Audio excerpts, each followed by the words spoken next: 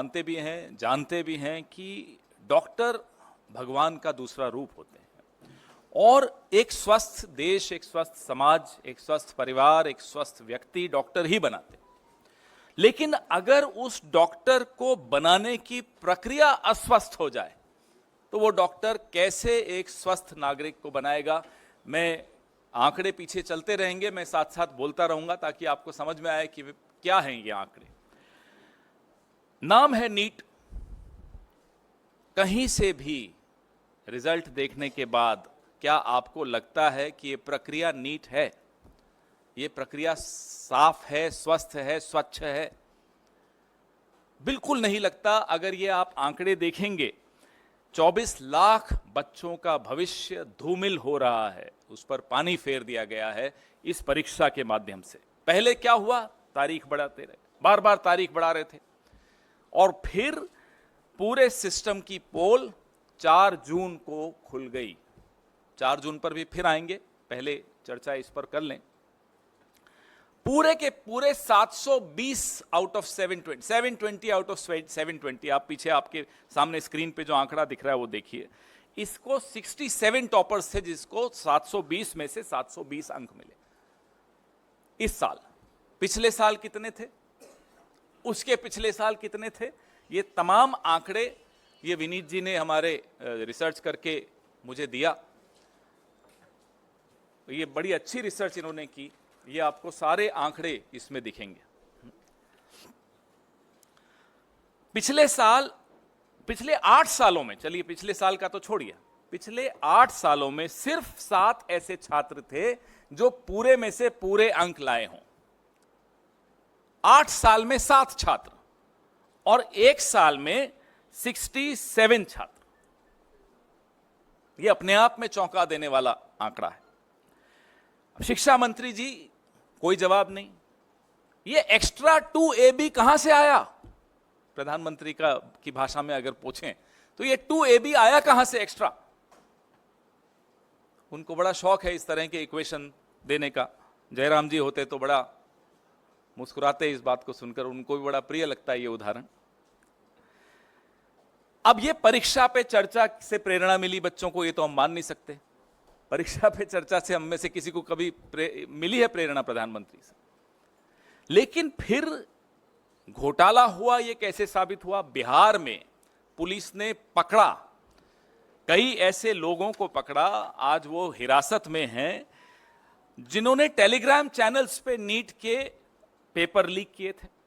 इसकी जांच में आगे क्या हुआ ये हमें नहीं मालूम। 13 आरोपी वहां गिरफ्तार हुए। वैसे ही गोधरा, गुजरात, बिहार भी का एक उदाहरण दे रहा हूं मैं आपको, अब गुजरात का भी उदाहरण दे रहा हूं। गोधरा में भी कोचिंग सेंटर्स के साथ मिलकर, एक पर्टिकुलर कोचिंग सेंटर था, उसके साथ मिलकर कैसे ये लीक हुआ।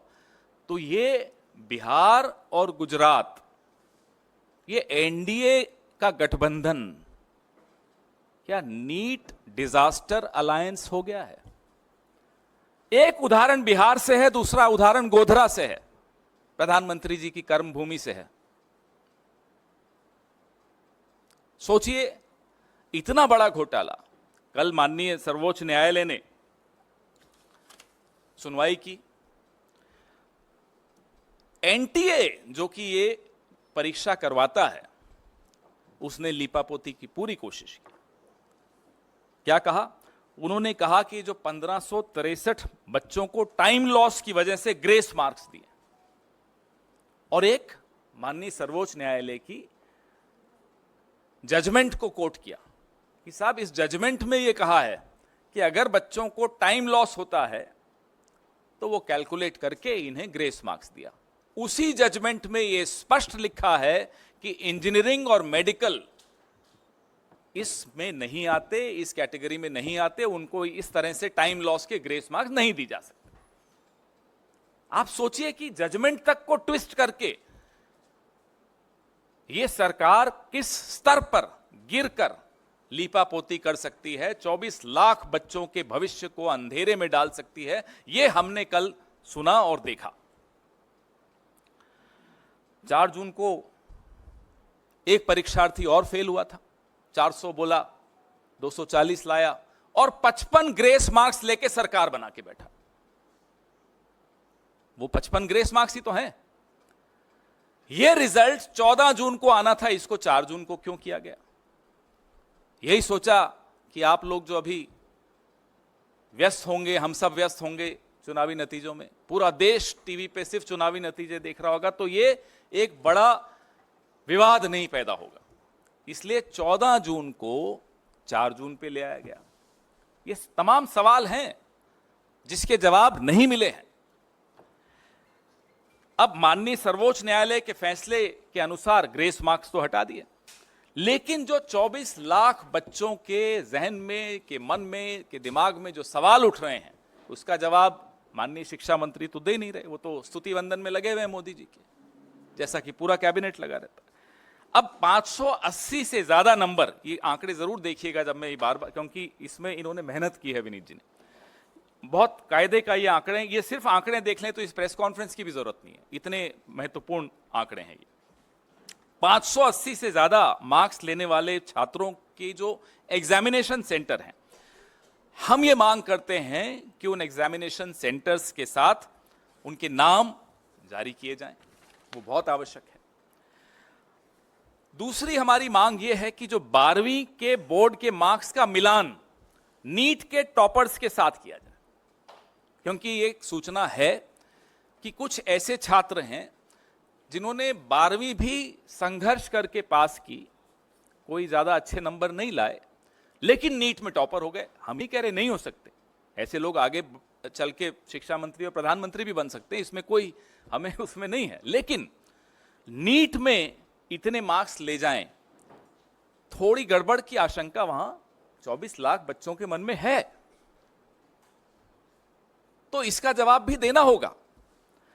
जिस जिस एग्जाम सेंटर पर औसत से ज्यादा हाई मार्क्स वाले परीक्षार्थी हैं, उनकी वीडियो रिकॉर्डिंग भी जारी की जाए, ताकि पता चल सके कि ये एक्स्ट्रा मार्क्स ग्रेस से मिले हैं, डिसग्रेस से मिले हैं, कैसे मिले हैं ये मार्क्स। तो इसकी वीडियो रिकॉर्डिंग भी सामने आए, थोड़ा आवाज प्लीज, इसकी वीडियो रिकॉर्डिंग भी सामने आनी चाहिए। अब इसमें कुछ और महत्वपूर्ण बिंदु, एक सबसे ज्यादा यह है जो इन्होंने ही मुझे सुबह बताया कि एक विंडो खोली गई 2 दिन की, उसमें बच्चों ने ऑप्शन दी कि नहीं मुझे ये नहीं, ये सेंटर चाहिए। बिहार का एक बच्चा गुजरात के सेंटर में एग्जाम देने जाए, वो भी उस विंडो का फायदा उठाते हुए बोले नहीं मुझे ये नहीं, बिहार का सेंटर नहीं चाहिए, गुजरात का सेंटर चाहिए, 1500 किलोमीटर दूर का सेंटर चाहिए। ऐसे कई उदाहरण हैं।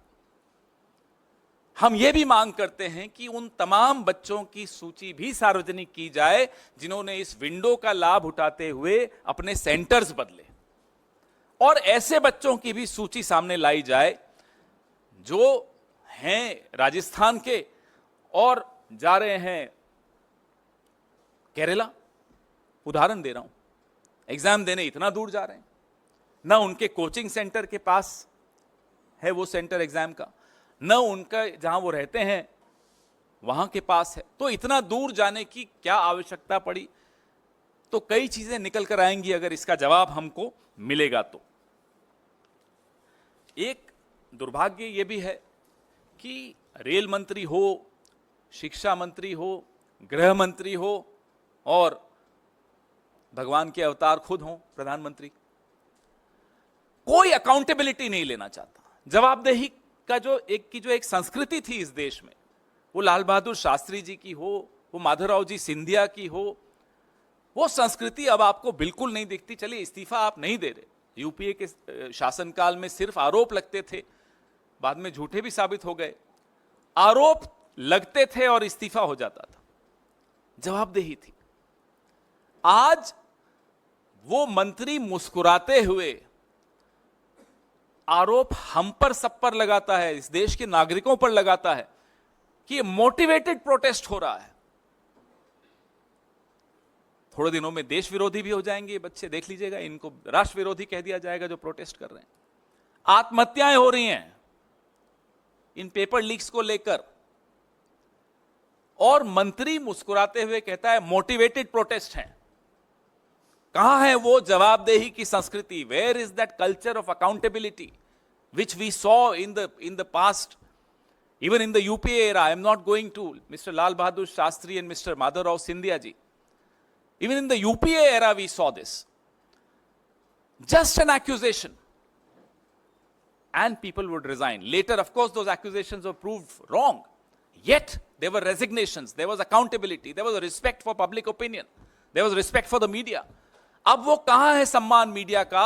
वो सम्मान कहां है उन लोगों का जो सवाल पूछते हैं? आप इसी पर सवाल अपने सीमित रखिएगा तो उचित रहेगा। प्रेस रिलीज और ज्यादा विस्तृत है, इसमें और आंकड़े हैं, और मैं फिर से मेरे सहयोगी विनीत पुनिया जी को धन्यवाद देता हूं जिन्होंने आज सुबह सुबह ये आंकड़े मुझे दिए। हमारी पहली मांग, जो कि हमें मालूम है बिल्कुल पूरी नहीं होगी, कि जो विश्व गुरु हैं आजकल शायद विदेश में हैं, वो अपना मुंह खोलें, इस पे कुछ बोलें। परीक्षा पे चर्चा करने वाले ढंग से पर्चा नहीं करवा पाते, तो हम उनसे मांग करते हैं कि वो अपना मुंह खोलें और इस पर कुछ बोलें। दूसरी मांग हमारी है कि जो 24 लाख उम्मीदवार 1 लाख सीटों के लिए बैठते हैं, इसमें 55,000 तो सरकारी मेडिकल कॉलेजेस की हैं। ये छात्र अब सरकारी कॉलेजों में कैसे दाखिला ले पाएंगे? इस साल 600 अंक पाने वाले उम्मीदवारों की संख्या 80,468 है। इमेजिन, आप सोचिए, कल्पना कीजिए, 1 लाख सीटें हैं, 55,000 सरकारी सीटें हैं, 600 अंक पाने वाले 80,468 हैं। सरकारी में इनकी एडमिशन कैसे होगी? इसमें एससी, एसटी, ओबीसी, ये तमाम जो रिजर्वेशंस हैं, इन सब का भी क्राइटेरिया है। इस पे कोई, किसी के मन में कोई स्पष्टता नहीं है। हमारी तीसरी मांग है कि अगर सरकार का दावा है कि ये पूरी तरह से पारदर्शी परीक्षा है, तो पिछले साल और इस साल जो 580 से अधिक अंक प्राप्त करने वाले छात्रों का पूरा परिणाम एनटीए द्वारा सार्वजनिक किया जाना चाहिए। 580 से अधिक अंक प्राप्त करने वाले छात्रों के सेंटर्स क्या थे, एग्जामिनेशन सेंटर्स, वो भी सार्वजनिक करने चाहिए, ताकि पता चले कि वो छात्र अपने गृह स्थान से या अपने कोचिंग सेंटर के स्थान से कितना दूर जाकर एग्जाम दिया, और फिर कारण भी हमें जांच करने चाहिए कि क्यों इतना दूर गया। कुछ ऐसे छात्र हैं जो 1500 किलोमीटर दूर जाकर एग्जाम दे रहे हैं, क्यों दे रहे हैं? सेंटर आपके पास में ही है तो भी आप उस सेंटर पे नहीं गए। हमारी चौथी मांग है कि जो बोर्ड के एग्जाम्स हैं, 12वीं के एग्जाम्स विशेष तौर पे, उससे नीट के जो एग्जाम्स में जो अंक बच्चों को मिले हैं उसका मिलान किया जाए। जो टॉपर्स हैं, तथाकथित टॉपर्स जो हैं, उनके अंकों का मिलान बोर्ड के एग्जाम के रिजल्ट से किया जाए। क्योंकि ऐसी रिपोर्ट्स आई हैं कि बोर्ड एग्जाम में बड़ा संघर्ष करके वो पास हो पाए, नीट में टॉप कर गए। हमें आपत्ति नहीं है, कर सकते हैं, मेहनत की होगी, ये भी मान लेते हैं एक बार, लेकिन 67 लोग 720 में से 720 लाते हैं तो सवाल उठते हैं। कुछ सेंटर्स ऐसे हैं जिसमें सबसे ज्यादा ऐसे उदाहरण मिलेंगे आपको। अब गोधरा का मैंने आपको एक एग्जाम्पल दिया, बिहार में पकड़े गए 13 लोग अभी गिरफ्तार किए गए हैं कुछ वक्त पहले। हमारी पांचवी मांग ये है कि जिन सेंटर्स, जो सेंटर्स हाई स्कोरिंग सेंटर्स हैं, उनके वीडियो भी जारी किए जाने चाहिए, ताकि इस घोटाले की पूरी पहचान हो कि जो ओएमआर है, जो भरा गया था ओएमआर, उसका प्रतिरूपण हुआ था या नहीं, ये सच्चाई भी सबके सामने आनी चाहिए। एक जो हमने मांग बार बार दोहराई है, फिर से दोहरा रहे हैं, कि जैसे इलेक्टोरल बॉन्ड्स थे, जब वो सार्वजनिक हुए तो सबको कई सवालों के जवाब मिले। अभी कुछ सवाल बाकी हैं हम सबके दिमाग में, लेकिन फिर भी काफी सवालों के जवाब मिले। फिर एक लिस्ट आई कि ईडी सीबीआई ने कैसे रेड डाली, और वहां फिर इलेक्टोरल बॉन्ड्स के माध्यम से चंदा गया। ऐसे ही ये तमाम जो हम जानकारियां कह रहे हैं, मांग कर रहे हैं कि सार्वजनिक पटल पे रखी जाएं, ये रखनी चाहिए, ताकि लोगों के मन में 24 लाख कोई छोटा आंकड़ा नहीं होता, 24 लाख बच्चों का भविष्य इसमें जुड़ा हुआ है। देश की स्वास्थ्य व्यवस्था का भविष्य इससे जुड़ा हुआ है। अगर देश की स्वास्थ्य व्यवस्था ही स्वस्थ नहीं होगी, उसकी प्रक्रिया स्वस्थ नहीं होगी, तो हम इस देश को अच्छा स्वास्थ्य कैसे दे पाएंगे? आपके बिल्कुल जो टॉपर्स हैं, खास तौर पे जो ये अंक जो विनीत जी ने इकट्ठे किए हैं, इन अंकों को देखते हुए उन तमाम सेंटर्स की जानकारी जहां सबसे ज्यादा ऐसे उदाहरण मिलेंगे कि 720 में से 720 आ गए, और अगर आप प्रतिशत में देखेंगे तो 720 में से 720 लाने वालों की जो प्रतिशत वृद्धि हुई है पिछले सालों से 3250% की वृद्धि हुई है। आप सोच सकते हैं। जब विनीत जी ने सुबह मुझे बताया तो मैंने कहा आप पहले भेजिए, मैं मान ही नहीं सकता ऐसा। 710 जिनको मिले हैं 941% की वृद्धि हुई है। कभी हो सकता है?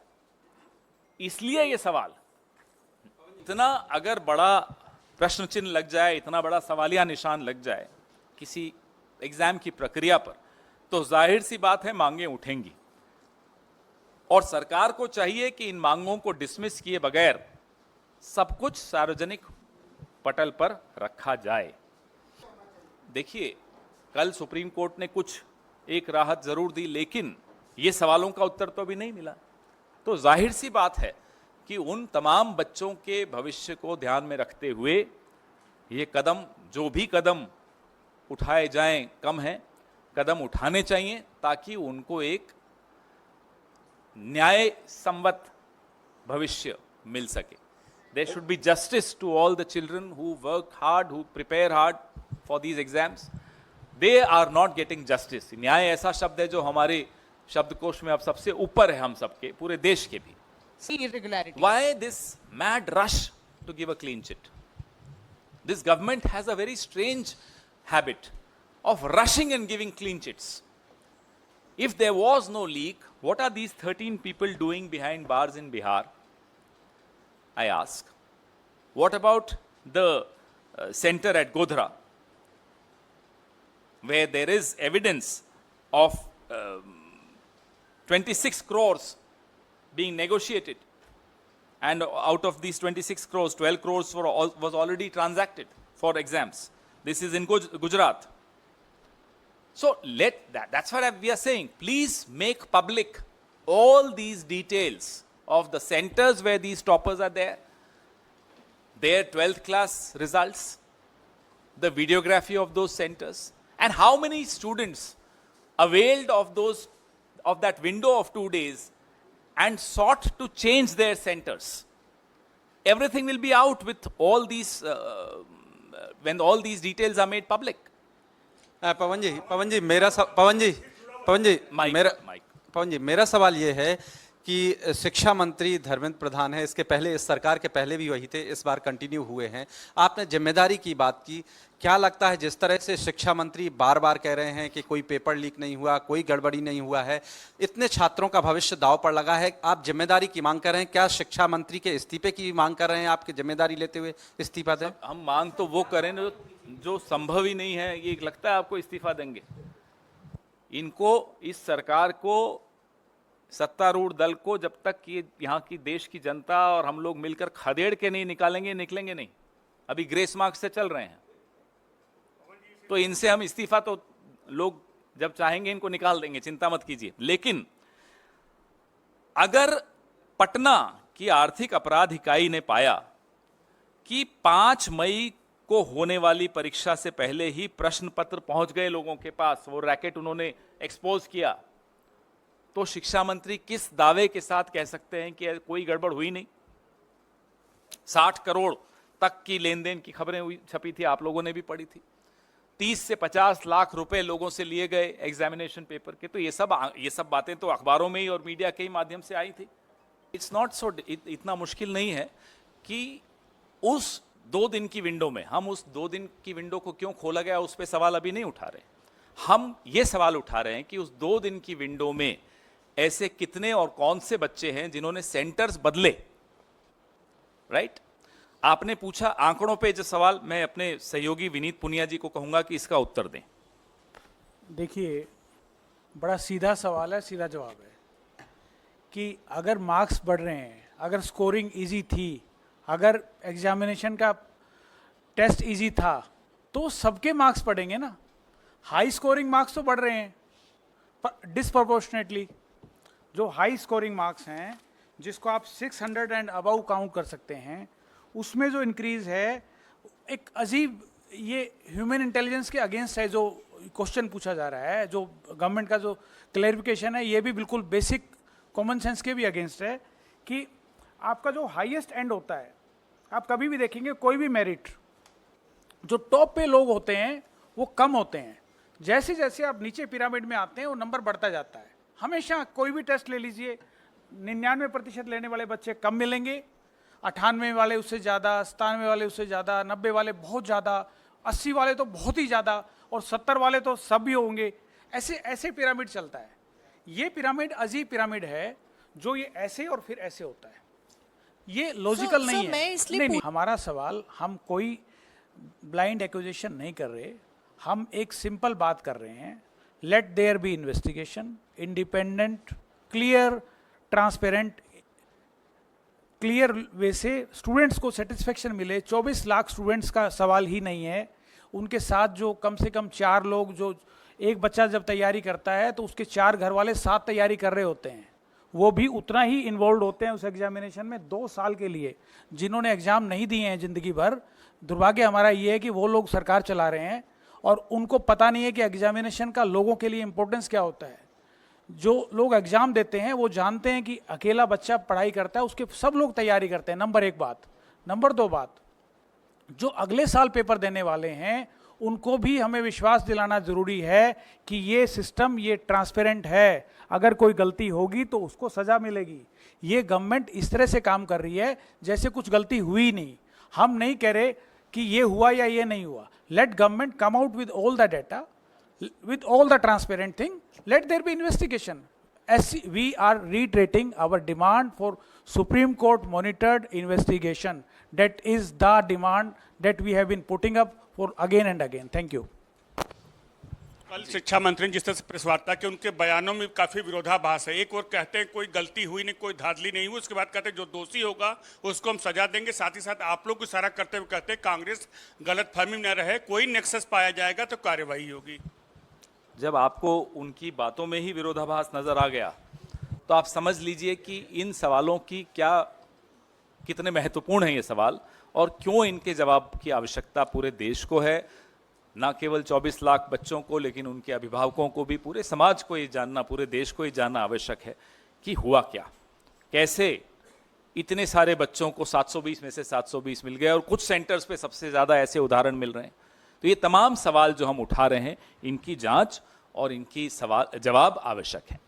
कि पूरी जनरेशन की बात अगर इस देश में इतनी चर्चा इस मुद्दे पर हो रही है, सोशल मीडिया हो, विपक्ष हो, छात्र और उनके अभिभावक हों, पूरे समाज में इसकी जगत बात चल रही है, हर राज्य में इसके बारे में सवाल पूछे जा रहे हैं, फिर भी अगर इस सरकार पे दबाव नहीं पड़ता और वो इसके जवाब नहीं देती, तो आप समझ सकते हैं कि ये किस तरह की सरकार है। जवाब तो इन्हें देना पड़ेगा।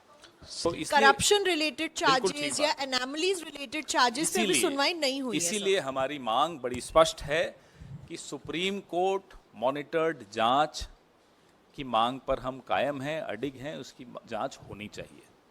पहली नहीं, हम बिल्कुल इसको हर स्तर पे उठाएंगे। अधिवेशन, संसद का सत्र भी शुरू हो रहा है, हर स्तर पर इसको हम उठाएंगे और मजबूती से उठाएंगे। जो छात्र हैं, उनके अभिभावक हैं, उनको भी हम दिलासा दे रहे हैं कि आपकी आवाज़ उठाने के लिए कांग्रेस पार्टी और इंडिया गठबंधन के तमाम साथी बिल्कुल मुस्तैदी से तैयार हैं। रही बात नाम लेने की, गैर जिम्मेदाराना तरीके से मैं किसी का इस मंच पर बैठ के नाम नहीं लूँगा। हमारे सवाल हैं, जांच होगी, जिसके नाम आने होंगे सामने आएंगे। अभी मुझे बताया कि रजिस्ट्रेशन बंद होने के 24 दिन बाद लिंक खोला, ये भी एक सवाल था। हजारीबाग के जिस सेंटर पर गड़बड़ी हुई वहाँ 8 टॉपर वहीं के हैं, तो ये लिंक क्यों खोला, ऐसे उदाहरण और किस किस सेंटर पर हैं, ये तमाम जानकारियां जांच से ही निकल कर आ सकती हैं। अभी तो एक आप जैसे किसी मुस्तैद साथी ने निकाल कर दिया। तो सर, आरएसएस के नेता है इंद्रेश कुमार, बड़ा दिलचस्प बयान उन्होंने दिया है। उन्होंने कहा कि जो अहंकारी बन गए उन्हें 241 पर रोक दिया गया और जो राम विरोधी हैं वो 234 पर रुक गए, प्रभु का न्याय है। तो अहंकारी सीधे सीधे मोदी सरकार को, बीजेपी को कहा है, बीजेपी के बड़े नेता इंद्रेश कुमार ने। इस पर क्या जवाब है? हुजूर आते आते बहुत देर कर दी। ये अहंकार आज दिख रहा है आपको। मोहन भागवत जी की हमने कुछ टिप्पणियां भी सुनी थी पिछले हफ्ते या इसी हफ्ते शायद बोले थे। ये बीज तो आपने ही बोए थे, बोते बबूल हो, फिर वो बबूल वृक्ष बनता है, वृक्षासन करते हुए भी दिखता है। देखा था ना परसों वृक्षासन का ट्वीट आया था प्रधानमंत्री का। फिर आप सोचते हो उस वृक्ष से आम निकलेंगे, तो वो तो हो नहीं सकता। जब मणिपुर पे चुप थे प्रधानमंत्री, तब बोले क्या मोहन भागवत जी? उन्होंने याद दिलाया कि आपका ये राजधर्म है, आपको बोलना चाहिए। हाथरस पे जब प्रधानमंत्री की पार्टी जो कर रही थी आपके सामने था, तब बोले मोहन भागवत उनको। टेनी पे बोले हों, किसानों पे बोले हों, अग्निवीर पे बोले हों, बिल्किस बानो पे बोले हों, अखलाक और पहलू पे बोले हों, कन्हैयालाल टेलर के हत्यारे भाजपा के सक्रिय सदस्य थे, जब ये बात सामने आई उस पे मोहन भागवत जी कुछ बोले क्या? अब बोलने से क्या फायदा? इंद्रेश जी हो या मोहन भागवत जी हो, कौन सुन रहा है? अब तो मोदी जी ने उनको अप्रासंगिक बना दिया है। और जो रही सही कसर थी 10 साल की, मोहन भागवत जी की चुप्पी ने उनको अप्रासंगिक बना दिया। जब आप अप्रासंगिक बन गए, अब आप बोलते रहिए, कौन सुन रहा है आपको? क्या कहते हैं वो, नक्कार खाने में तूती है, बनने दीजिए, कौन सुन रहा है? बातों को कौन गंभीरता से ले रहा है? मोदी जी खुद नहीं लेते इनकी बातों को गंभीरता, हम क्यों लें? पवन जी, जाहिर सी बात है कि जहां हमारी प्रदर्शन अच्छा रहा है, वहां की भी रिपोर्ट लेते हैं कि क्या ऐसा किया जिससे हमें लाभ हुआ। जहां प्रदर्शन अच्छा नहीं रहा, वहां की भी रिपोर्ट लेते हैं। ये तो हमेशा ही होता है, हर पार्टी लेती होगी, मैं ये मानता हूं कि यहाँ क्यों हमारा प्रदर्शन अच्छा नहीं रहा, कहाँ कमी रह गई। कई एस्पेक्ट्स होते हैं, कई कारण हो सकते हैं, हर कारण का विश्लेषण करना आवश्यक है। जवाबदेही की तो बात अलग है, लेकिन पहले जानकारी तो पूरी मिलनी चाहिए, पूरी रिपोर्ट आ जाए। हमारे जो प्रभारी महासचिव हैं अलग अलग राज्यों के, वो सब अपनी अपनी रिपोर्ट दे रहे हैं, उसके बाद उस पर चर्चा भी होगी।